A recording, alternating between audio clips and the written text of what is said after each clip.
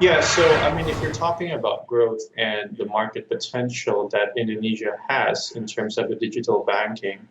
it is, in short, it is quite large. So there has been a surge of interest in from investors wanting to invest in local fintech market, while there has also been a lot of foreign banks wanting to establish their presence by going fully digital, such as the likes of DBS and UOB in recent years. So, I mean, I think if you wanted to quantify the numbers, as a proxy, we can probably take a look at the P2P lending segment, whose outstanding loan balances have actually tripled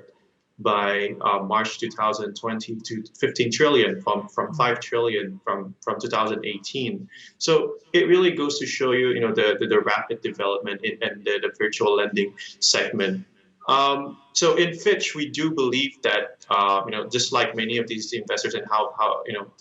reflecting the growth of this market, we do believe that Indonesia, uh, along with many other markets in the region, in emerging markets in the regions, do have the largest potential in terms of digital banking. How much digital banking can reap on, and we take our view takes into consideration the fact that these countries have one of the highest unbanked segment in the region, as well as a relatively low household leverage.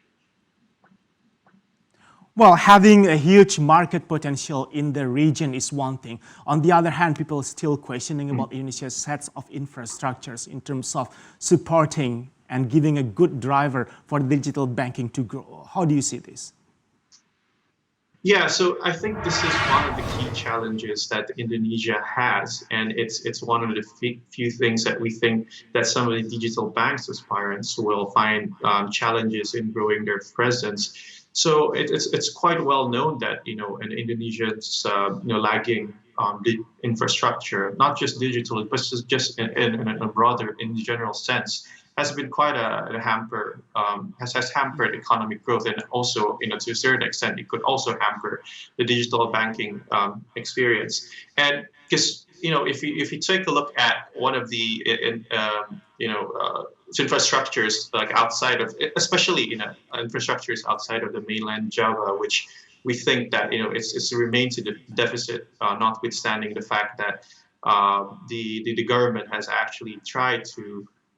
push the infrastructure agenda in recent years. So